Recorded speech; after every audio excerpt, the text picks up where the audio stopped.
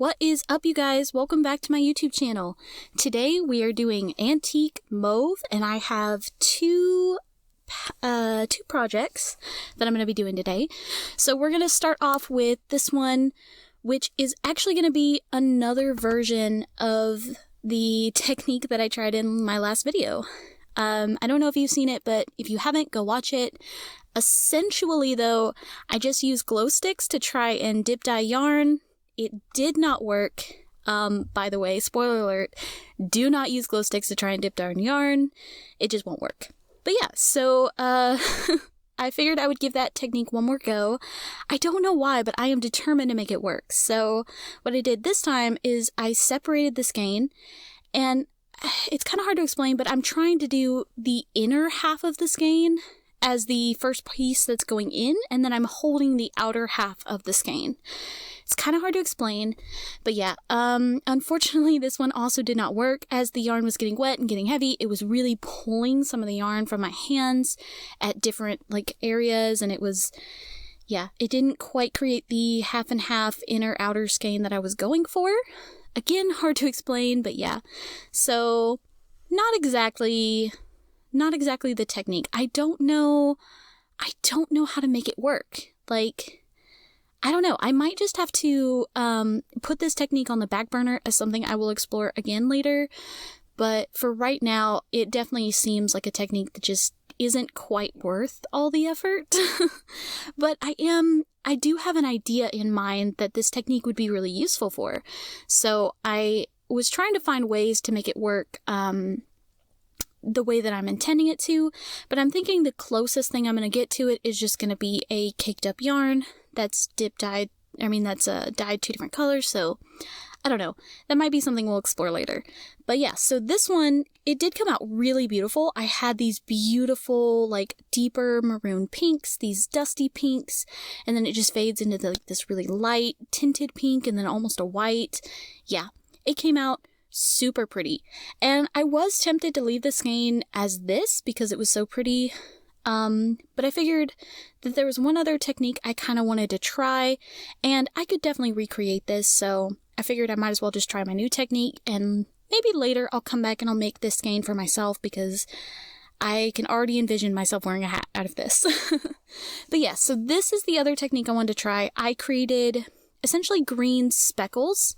I just used an old container I had mixed in some Caribbean blue, some brilliant yellow, and some citric acid. Gave it a really good mix, and I learned a lot. I learned a lot from this technique. One, I learned that blue definitely takes to the yarn much slower than yellow. So I had a lot of blue in this yarn. I also learned that if you mix speckles to create a green, you will get a couple different speckles. You will get green speckles, but you also get yellow and blue speckles, which I did. So that's honestly, this yarn came out really pretty.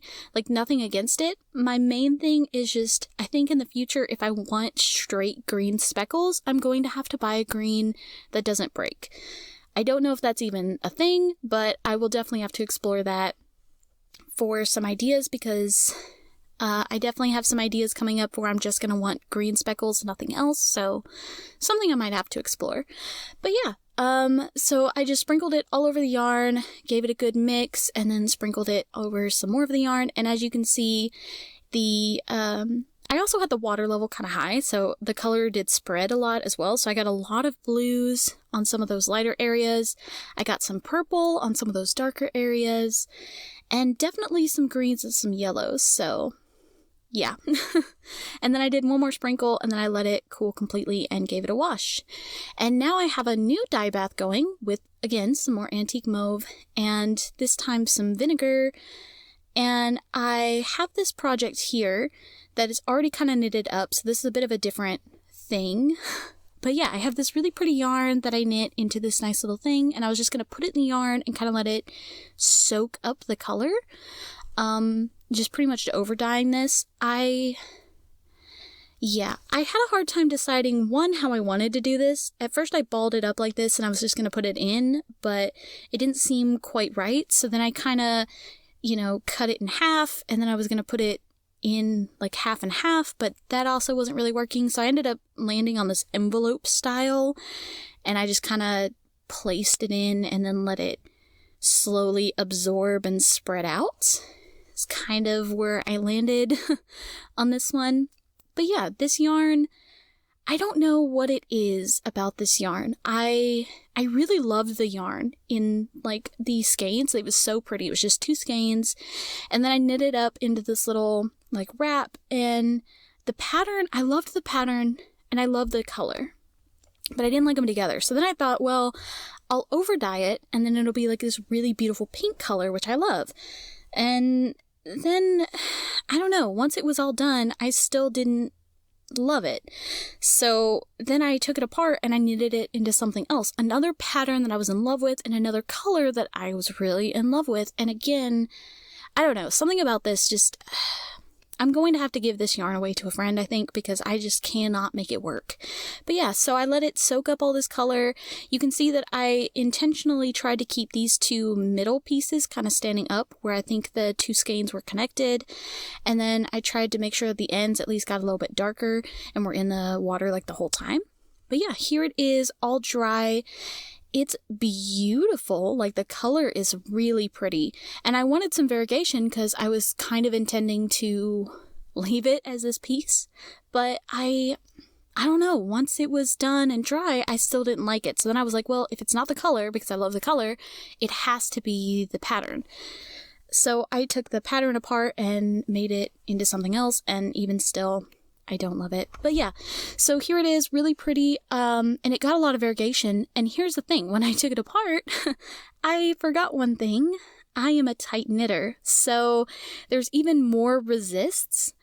You'll see that here in a moment because I do cake it up to make another project when I decided that I didn't like it this way. And to be fair, I wasn't intending to take this apart, but it wasn't working for me. So I took it apart and I turned it into these 2 cakes, and they are beautiful. The variegation in this, because of my knitting creating all those resists, and I am quite a tight knitter, so it created a lot of resists, you can really see that. And so we got this really beautiful, just like variegated white and pink piece. And this one looks lighter than the other one, but it's not. You can see the middle is actually a lot darker and the outside is a lot lighter. And on the other one, the middle is the lighter and the outside is the darker. It's just kind of the way that they caked up. So yeah, but definitely really excited to reknit these. And I found another project that I was going to love, and I was going on vacation, so I just caked them up so I could take them with me. Yeah. And I made a new project and I still don't even like it, so I don't know. I don't know what it is about it. But here is the first one that we dyed up with the speckles. And as you can see, lots of blue, lots of pink. And I definitely got some green speckles, but I also got yellow and I got blue. And I just got all the speckles. I will say I will probably use this technique again in the future when I want like multi-dimensional speckles. This would be a really easy, really pretty way to achieve that. But when I was just going for straight green, it definitely did not come out exactly as intended. However, this is really good to know, and I'm really excited. Like, I love how this yarn came out. In fact, this is actually inspired what my next project is going to be. I am going to make another video game inspired yarn that is coming up. If you don't know, that's the whole reason I started dyeing yarn. I want to make and sell video game inspired yarn, so this has actually inspired my next one. See if you can guess which one it is in the comments. But yeah, so beautiful blues, beautiful greens and pinks.